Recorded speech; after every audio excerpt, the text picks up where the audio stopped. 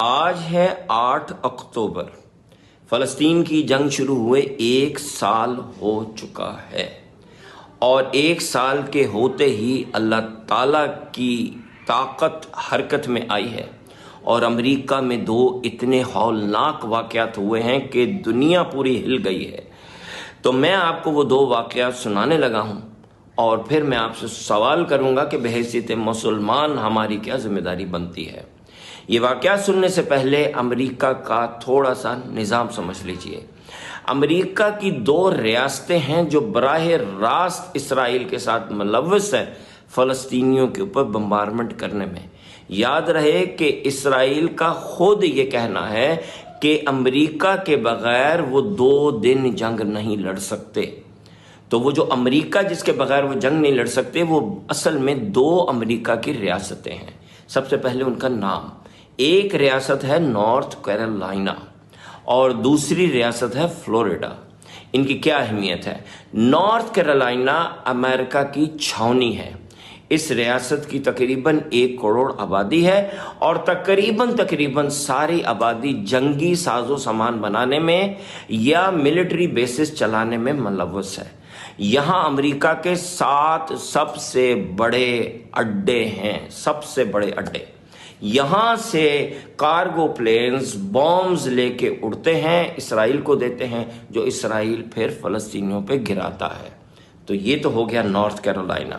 یاد رکھیں کہ یہاں کے لوگ اسرائیل کے اتنے حمایتی ہیں کہ جب جہاز اڑتے تھے یہاں سے اسلحہ لے کے اسرائیل کے لیے، تو یہ اٹھ کے نعرے لگاتے تھے کہ مارو فلسطینیوں کو، مارو فلسطینیوں کو۔ اب ہم آتے ہیں دوسری ریاست فلوریڈا کی طرف۔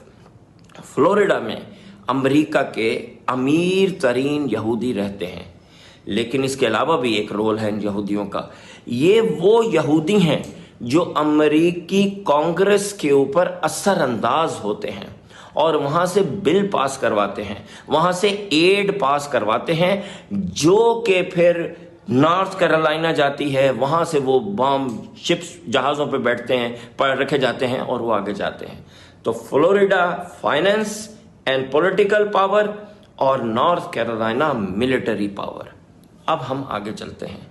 آج سے 10 دن پہلے اللہ تعالیٰ نے سمندر سے ایک بہت بڑا طوفان اٹھایا، جس کا نام گوروں نے تو رکھا ہیلینا، لیکن ہم اس کو اللہ کا عذاب بھی کہیں گے۔ یہ طوفان سمندر سے اٹھا اور باقی کی ساری ریاستوں کو چھوڑتے ہوئے سیدھا ہٹ کیا، جیسے کوئی بہت بڑا بامبر ہے جو بم گرانے جا رہا ہے۔ اس نے سیدھا ہٹ کیا کس کو؟ نارتھ کیرولائنا کو۔ اور اب آج 10 دن کے بعد نارتھ کیرولائنا کی کیا سچویشن ہے یہ سن لیجئے، لیکن اس سے پہلے ایک مزے کی بات سنیے۔ ورلڈ بینک کا اندازہ ہے کہ فلسطین کو ری بلڈ کرنے میں $35 بلین لگیں گے۔ ٹھیک ہے، اب ہم آگے چلتے ہیں۔ تو یہ جو ہیلینا آ کے ٹکرایا نارتھ کیرولائنا سے، اور وہاں پہ اتنی شدید بارشیں ہوئیں، اتنے شدید طوفان آئے، تو اس وقت 1 کروڑ نارتھ کیرولائنا کی آبادی میں سے 80 لاکھ بے گھر ہو چکے ہیں۔ نہ ان کے پاس پینے کو پانی ہے، یاد رکھیے فلسطین کو، نہ کپڑے ہیں، نہ کھانا ہے، نہ چھت ہے، کھلے آسمان تلے پڑے ہیں۔ اور امریکن گورنمنٹ کا اندازہ ہے کہ نارتھ کیرولائنا کو ری بلڈ کرنے میں کتنے پیسے لگیں گے؟ جی ہاں، $35 بلین۔ اب ہم یہاں سے موو کرتے ہیں اور آ جاتے ہیں فلوریڈا کی طرف۔ دوسرا طوفان اس وقت جب میں آپ سے گفتگو کر رہا ہوں تو اٹھا ہے، اور وہ گلف آف میکسیکو سے، اور اب وہ بڑھ رہا ہے فلوریڈا کی طرف، بالکل ایک بہت بڑے بامبر کی طرح جس کے اوپر بامز ہی بامب لگے ہوں۔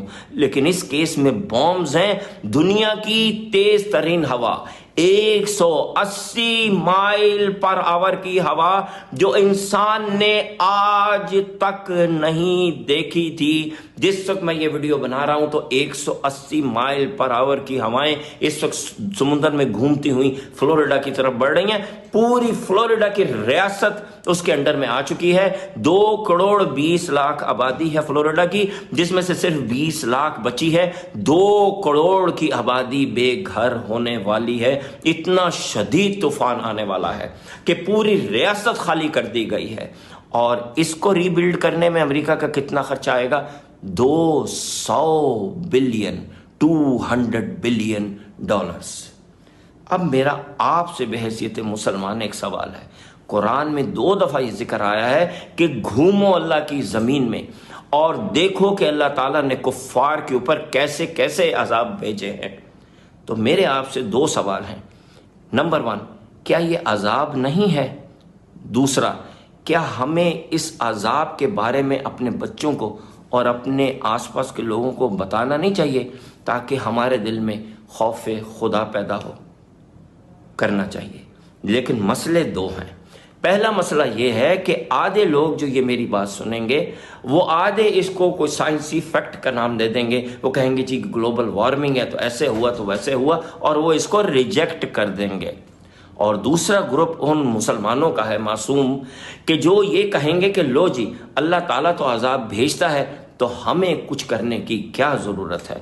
تو ان کے لیے عرض ہے کہ اللہ تعالیٰ کا کفار پہ یہ عذاب فلسطینیوں کی 1 سال کی جدوجہد اور شہادتوں کے بعد آیا ہے.